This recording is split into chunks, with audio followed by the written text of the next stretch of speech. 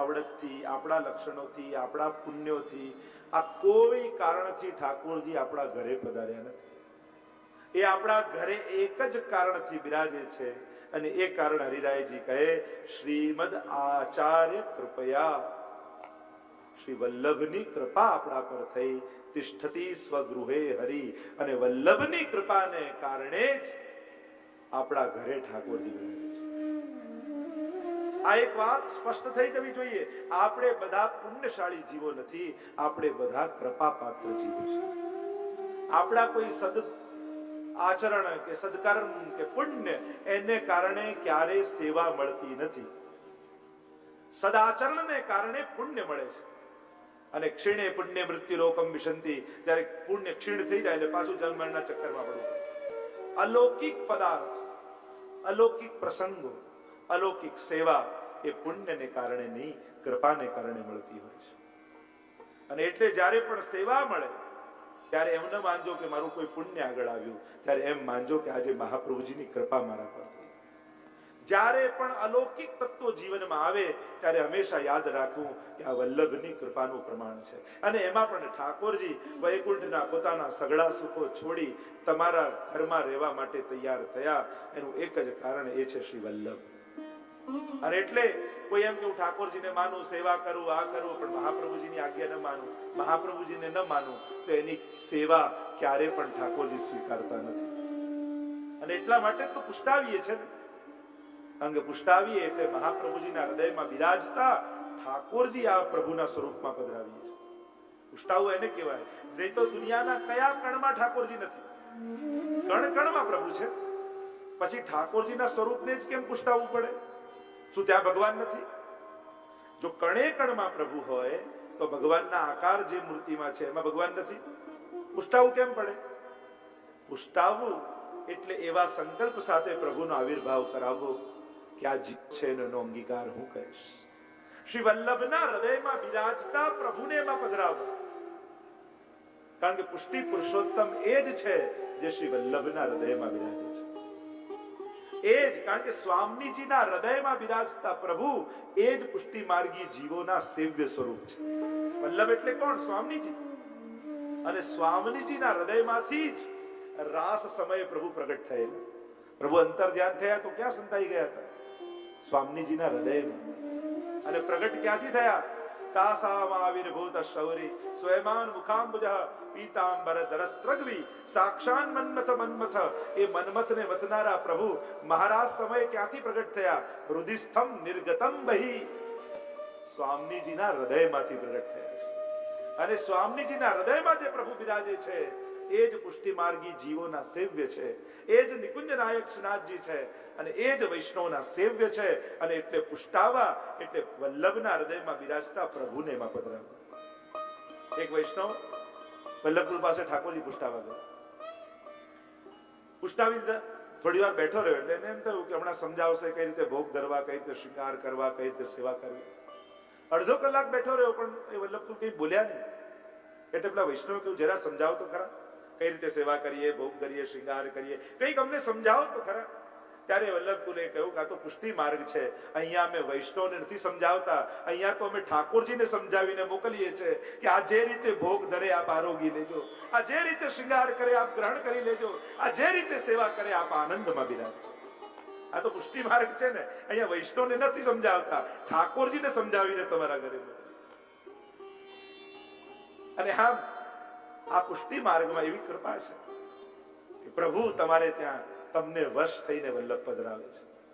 અને એટલે અહીંયા કાળ પણ બાધક નથી. બપોરે પણ જગાવો તો ઠાકોરજી સવાર સમજીને જાગે, સવારે જ પડાવી દો તો એ સમય ઠાકોરજીની રાત પડી જાય. આ મહાપ્રભુજીની કૃપા છે. હંમેશા વૈષ્ણવ યાદ રાખવું, સેવા કર્યા પછી, દંડવત કર્યા પછી મહાપ્રભુજીનો આભાર માનવો કે શ્રી વલ્લભ આપની કૃપાથી મારા ઘરે પ્રભુ બિરાજે છે. આ વાત ક્યારે ભૂલવી?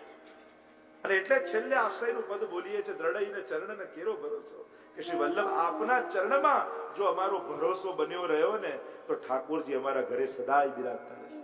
પણ જે ક્ષણે આપના ચરણમાંથી અમારો ભરોસો ગયો એ જ ક્ષણે ઠાકોરજી પણ અમારા ઘરમાંથી પધારી જશે. એટલે વલ્લભના ચરણોમાં જે ભરોસો છે, વલ્લભ હી કો ભારી ભરોસો. ભરોસો છે, ભાર ઓછો છે. જેમ ભારી ભરોસો બેસશે, વલ્લભના ચરણોમાં ભરોસો રહ્યો ને, ઠાકોરજી તમારું ઘર છોડીને ક્યારેય, તમને છોડીને ક્યારેય નહીં જાય. જે ક્ષણે ભરોસો ગયો, પ્રભુએ પછી ઘરમાં નથી બિરાજ્યા. તો અહીંયા હરિરાયજી આજ્ઞા કરે, શ્રીમદ આચાર્ય કૃપયા તિષ્ઠતિ સ્વગૃહે હરિ. આપણા ઘરમાં ઠાકોરજી મહાપ્રભુજીની આડીથી કાનીથી બિરાજે છે. કે આ વાત વૈષ્ણવે ક્યારે, આપણે કોણ સેવા કરવા વાળા, આપણે શું સેવા કરવાના? આ તો મહાપ્રભુજીની આજ્ઞાને આપણે પાડીએ છીએ. હંમેશા સેવા કરીને એ વિચારું કે આજે શ્રી વલ્લભની આજ્ઞા મેં પાડી. મહાપ્રભુજીની જે આજ્ઞા છે, સેવા, કૃષ્ણ સેવા સદા કાર્યા, બસ એ આજ્ઞાને હું પાડું છું. એ ઠાકોરજીને કઈ રીતે સાચવવા, જે આવા સુંદર છે, જે આવા સહજ સ્વભાવ વાળા છે, એ પ્રભુને ઘરમાં કઈ રીતે સાચવશો? સુંદર ઉદાહરણ આપતા હરિરાયજી સમજાવ્યું. એવમ વિધ સદા હસ્તે યોગિનઃ પારદો યથા.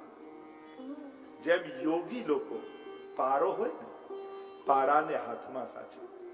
એમ કહેવાય, જો પારો તમે હાથમાં લો ને, પારો, અને જો તમારું મન સ્થિર ન હોય ને, તો પારો હાથમાં ટકી જ ન શકે.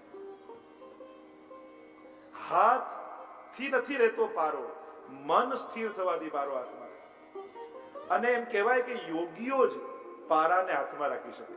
નહીં તો તમે, આપણે સાધારણ લોકો, જો પારા લિક્વિડ ફોર્મમાં હોય પારો, ત્યારે તમે હાથમાં લો તો એટલું પેલું ચંચળ ને એટલું દ્રવીભૂત હોય કે તમારું મન ચંચળ હોય ને, તો હાથ હલતું રહે, તમારું પારો ધીમે ધીમે હાથમાંથી સરકી જાય.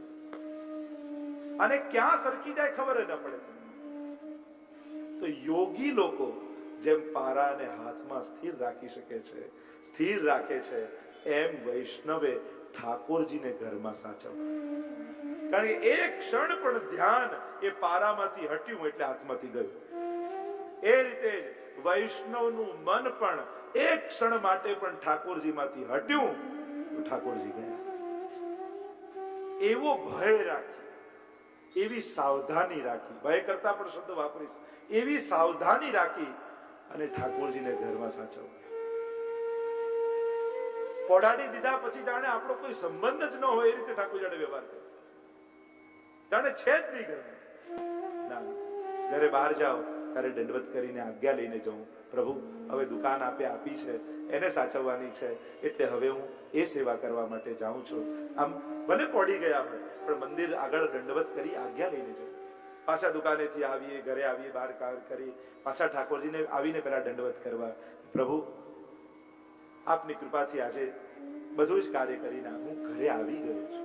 જો પ્રભુ ચિંતા કરતા હોય છે, આપણે પ્રભુ ખાલી પોડી જ નથી ગયા હોતા, એમને ચિંતા હોય કે ક્યારનો ઘરેથી બહાર ગયો છે, ઠીક તો હશે ને, બરાબર તો હશે ને. પ્રભુને આપણી ચિંતા હોય છે. અને એટલે જયારે પણ ઘરે આવીએ ને ત્યારે ઠાકોરને દંડવત કરો, પ્રભુ હું પાછો ઘરે આવી ગયો છું. પ્રભુને આટલા સમયે યાદ કરો. એક સવારે ઉઠો ને ત્યારે પ્રભુને જરૂર યાદ કરો. આંખ ખુલે એટલે સૌથી પહેલા પ્રભુનું સ્મરણ કરવું. કારણ કે રોજ જાગવું એ પણ એક નવું જીવન છે. સૂતા હતા ને ક્યાંક ત્યારે જ હૃદય બંધ થઈ જાય, કોને ખબર, એ પણ એક મૃત્યુ છે. જાગો ત્યારે સૌથી પહેલા પ્રભુને યાદ કરો. મોઢામાં જયારે પહેલો કોળિયો મૂકો ને ત્યારે પણ ઠાકોરજીને સૌથી પહેલા યાદ કરવા કે પ્રભુ આપ કૃપા કરીને અન્ન આપો છો. પચામ્ય અન્નમ ચતુર્વિધમ, આપ જ પચાવનારા, આપ જ અન્ન રૂપ છો. ઘરેથી પહેલો પગ બહાર મૂકો ને ત્યારે ઠાકોરજીને યાદ કરીને પહેલો પગ બહાર મૂકો. ઘરે જયારે આવો ને પહેલો પગ ઘરે મૂકો ત્યારે પણ પ્રભુનું સ્મરણ કરી, પ્રભુનું નામ લઈને ઘરમાં પ્રવેશ. સુવા જાઓ ત્યારે સૂતા પહેલા આંખો બંધ થતી હોય ત્યારે ઠાકોરજીને યાદ કરીને સૂ. બને તો આટલા સમય પ્રભુનું સ્મરણ જરૂર કરો. મહાપ્રભુ તો કહે છે કે અખંડ સ્મરણ રાખો, પણ કદાચ અખંડ ન રહે તો આટલા સમય તો જરૂર પ્રભુને યાદ કરતા રહે. હરિરાયજી તો કહે, જો પારાની જેમ મન જો એમાં ન રહ્યું ને મન ગયું તો ઠાકોરજીને પણ એમ થશે કે આને મારી પડી નથી. હું આના ઘરે આટલું છોડીને આવ્યો પણ આને મારી ચિંતા નથી, હું પણ આના ઘરે નહીં. ભગવતકૃત પ્રતિબંધ જયારે આવી જાય ને પછી ગમે તેટલી કોશિશ કરો પણ ઠાકોરજી ઘરે નથી આવતા. અને એટલા માટે ભગવદ અપરાધથી ડરી અને ઠાકોરજી સાથે વ્યવહાર, પ્રભુને અવગણવા એ પણ એક અપરાધ છે, એ પણ દોષ છે. જીવનમાં ક્યારે પણ સફળતા આવે, સારું થાય, કઈ લાવ્યા હોઈએ ત્યારે ઘરમાં છે ને કોઈ પણ વસ્તુ નવી આવે ને તો આપણા બાળકોને એમ થાય પહેલા અમને આપો, પહેલા અમને આપો. તો ઘરમાં આપણું પહેલું બાળક આપણા ઠાકોરજી છે. એટલે સૌથી પહેલા ઠાકોરજી માટે જુદું કાઢું, એમના માટે કાઢું, પછી લૌકિકમાં પ્રયોગ કરો. કારણ કે પ્રભુને એની પ્રતીક્ષા હોય છે. તમે બહારગામ જાઓ, ઘરમાં બધા માટે કંઈક ને કંઈક લઈને આવો, ત્યારે ઠાકોરજી પણ છુપાઈને ઉભા હોય. આ દીકરાને આપ્યું તારા માટે આ લાવ્યો, આ દીકરાને આપ્યું આ લાવ્યો, પત્નીને આપ્યું તારા માટે આ લાવ્યો. ત્યારે ઠાકોરજી પણ હાથ ફેલાવીને ઉભા હોય, મારા માટે તું કઈ ન લાવ્યું. એની પણ તાપ હોય છે. ત્યારે બધા માટે કંઈક લાવતા હોઈએ, ભલે નાનકડો ખીલો નો પણ બહાર ગયા હોઈએ ત્યારે પ્રભુ માટે કંઈક જરૂર લાવો. ઠાકોરજી રાહ જોતા હોય છે. જો પ્રભુ એ બાળક છે કે સેવા કઈ પોઢાવી દીધા, આ પુષ્ટિ માર્ગમાં આવું નથી. એ આપણા ઘરના એક સદસ્ય છે. જે તમારા બાળકો જે બધી આશા રાખે છે, એમ આપણા લાલન પણ તમારાથી બધી આશા રાખે છે. એટલે આપણે બધા માટે લઈને આવીએ અને બિચારા ઠાકોરજી ઉભા હોય, આપણું મોં તકતા હોય કે હમણાં મારા માટે કંઈક કાઢશે બેગમાંથી, અને એના માટે કંઈ ન હોય. ત્યારે એમને કેવું દુઃખ થાય, એક બાળકને કેવું દુઃખ થાય. એમ આપણા લાલન પણ આપણા માટે અપેક્ષા, આપણાથી અપેક્ષા રાખે છે. એમ છે નિરપેક્ષ, પણ ભક્તોને ત્યાં સાપેક્ષ બની જાય છે. એની વાત આગળના શિક્ષાપત્રમાં રિયાજી કરશે. માણસ ગમે તેટલો મોડર્ન થયો, ગમે તેટલો એને વિકાસ કર્યો, પણ એની વૃત્તિઓ તો એને એ જ રહી છે. માણસના સ્વભાવો એને એ જ રહ્યા છે, એને તકલીફો એને એ જ છે. આધુનિક રીતે યા ભૌતિક રીતે માણસનો વિકાસ થતો દેખાય, પણ આજે જુઓ તો મનની વૃત્તિઓ એવી ને એવી બનેલી છે. એનો માનસિક વિકાસ ક્યાં થયો છે? માનસિક સ્તર તો એ જ રહ્યા છે. અને ઉલટાનું જોવા જાઓ તો પહેલા કરતા ઉલટાના માનસિક સ્તર નીચે ગયા છે.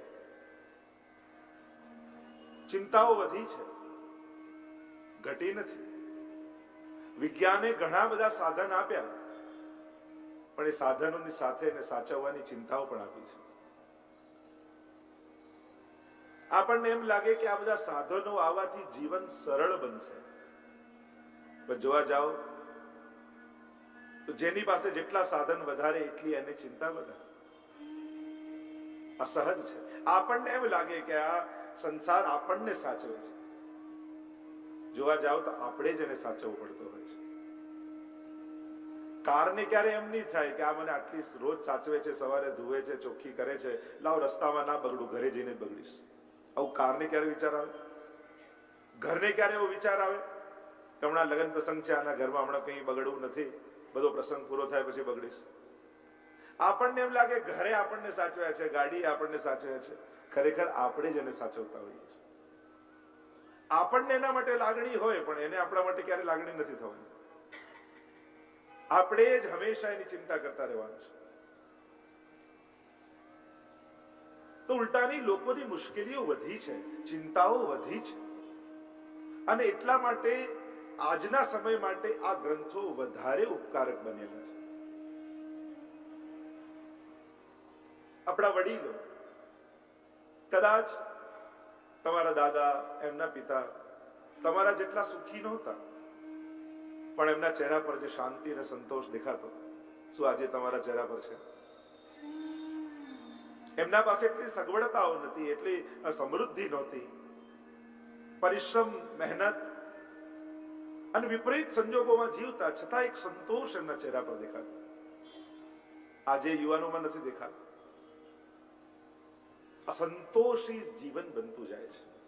અનેક અનેક ચિંતાઓથી આપણે ઘેરાયેલા છીએ, અને એટલા માટે આજના લોકો માટે, આવતી પેઢી માટે આ બધા ગ્રંથો વધારે ઉપકારક છે. ધર્મની આવતી જનરેશનને કદાચ વધારે જરૂર પડવાની છે. આપણે એમ માનીએ કે બસ હવે તો બધું ધર્મનું ઓછું થઈ ગયું ને, લોકો હવે જરૂર નહીં પડે, છોકરાઓ આગળ માનશે નહીં. ખોટી વાત છે. સાચી વાત એ છે કે પહેલા કરતા પણ ધર્મની જરૂરિયાત ભવિષ્યમાં વધારે ઊભી થવાની છે.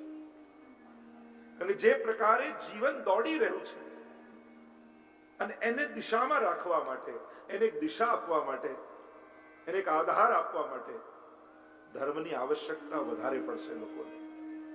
લોકો શોધતા આવશે ધર્મ માટે, કારણ કે આજે લોકોની પરિસ્થિતિ એવી રહી છે. સૌથી મોટી તકલીફ આજના સમાજની કે જીજીવિષા જ્યારે સમાપ્ત થઈ જાય, જીવન જીવવાની ઈચ્છા લોકોની ઓછી થતી જાય. આજનો યુવાન 40-45 સુધી આવતા આવતા એને એમ લાગે કે જીવનમાં બધું થઈ ગયું, હવે જીવન શું કરવાનું. જીવન જીવવાની ઈચ્છા ખતમ થઈ જાય છે. અને એ ઈચ્છા બનાવી રાખે છે ધર્મ. કાયદાઓ કોઈને રોકી શક્યા નથી પાપ કરતા. ગમે તેટલા કડક કાયદાઓ કરતા જાઓ, સમાજ પાપ કરતો નહીં રોકાય. એક ધર્મ જ એને રોકી શકશે. જ્યાં સુધી વ્યક્તિની આત્માનો અવાજ ના આવે ને કે તું આ ન કરીશ, પોતે પોતાની જાતને ન રોકે, ત્યાં સુધી દુનિયામાં પાપ રોકાવાના નથી. કોઈના બીકથી, કોઈના ભયથી આજ સુધી કેટલા કાયદાઓ બનાવવામાં આવ્યા, પણ અપરાધ અને પાપ રોકાયા નથી. આ તો ધર્મને કારણે કેટલા લોકો રોકાયેલા છે. એને ભય છે ભગવાનનો, એને ભય છે પાપનો, ખોટું કરતા ડરે છે. અને જે દિવસે આ ડર જતો રહ્યો ને સમાજમાંથી, એ દિવસે સમાજ જંગલ બની જશે. અને એટલા માટે આવતી પેઢીને, આવતી સદીને ધર્મની ને અધ્યાત્મની વધારે જરૂર છે. અને જરૂર પડશે, અધ્યાત્મની ડિમાન્ડ ઉભી થશે સમાજ. કારણ કે એને શાંતિ ક્યાં જઈને મળવાની? બધે જ ફરી લે, છેલ્લે એને સમજાય શાંતિ તો પ્રભુના ચરણોમાં છે. તમેવ શરણમ ગચ્છ સર્વભાવેન ભારત તત્ પ્રસાદાત પરમ શાંતિ. એ પરમ શાંતિ પ્રભુના ચરણારવિંદમાં છે. અને આ વસ્તુ જ્યારે સમજાય ને, ત્યારે અધ્યાત્મનું શરણું માણસ લઈ જાય. ગઈકાલે 2 પત્રો સુધીનું આપણે દર્શન કર્યું હતું. દ્વિતીય પત્રને સમાપ્ત કરતા દર્શન કર્યું કે શ્રી મહાપ્રભુજીની કૃપાથી આપણા સર્વના ઘરમાં શ્રી ઠાકોરજી બિરાજે છે. આપણે પુણ્યશાળી જીવો નથી, આપણે કૃપાપાત્ર જીવો છીએ.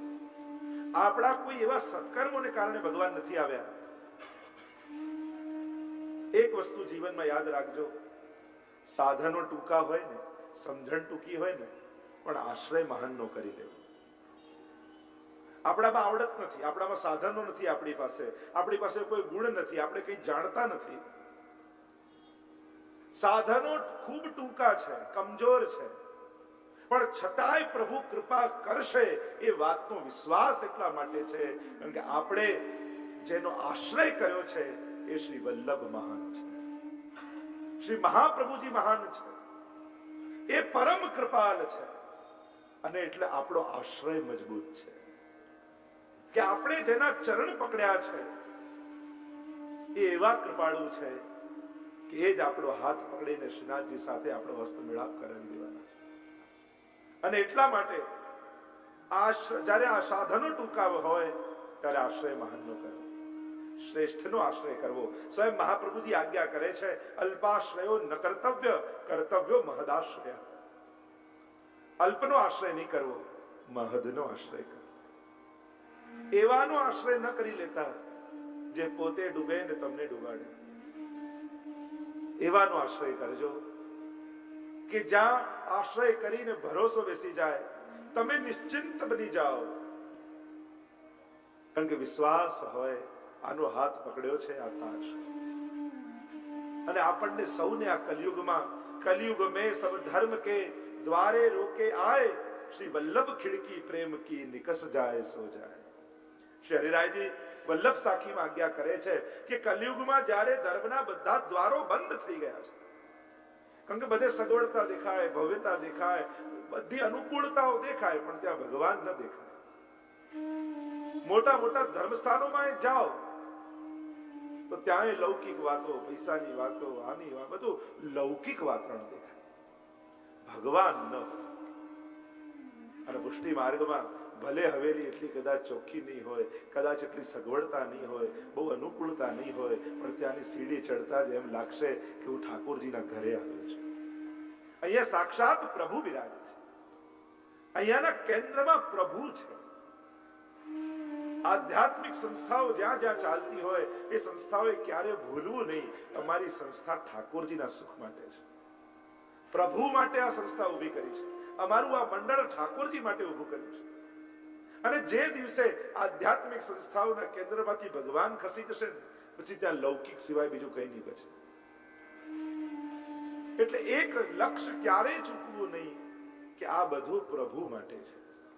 આ જે કંઈ પણ અમે ઊભું કર્યું છે એ પ્રભુ સુખાર્થ, વૈષ્ણવને આનંદ લેવડાવવા માટે, એમને ભક્તિ કરાવવા માટે. અને આ લક્ષ્યથી જ્યારે સંસ્થાઓ ચૂકે છે ત્યારે એમાં લૌકિકતા પ્રવેશી જાય છે. અને લૌકિકતા આવે એટલે કલયુગ આવે. કલયુગનો અર્થ થાય ક્લેશ. ત્યાં ક્લેશ આવી જાય અને ક્લેશ આવે એટલે બધું વિખરાવા લાગે. અને એટલા માટે લૌકિકતાને પ્રવેશવાની દેવી, વૈષ્ણવી બુદ્ધિથી એમાં જોડાયેલા રહેવું. આપણે વૈષ્ણવ છીએ, પ્રભુના સુખનો વિચાર કરવો એ આપણું મુખ્ય ધર્મ છે, પ્રધાન ધર્મ છે. આ વાત ક્યારે ભૂલવી. શ્રી મહાપ્રભુજીની કૃપાથી જે આપણા ઘરે ઠાકોરજી બિરાજ્યા છે, જેમ યોગી પોતાના હાથમાં પારાને સાચવે એમ વૈષ્ણવે ઠાકોરજીને સાચવે.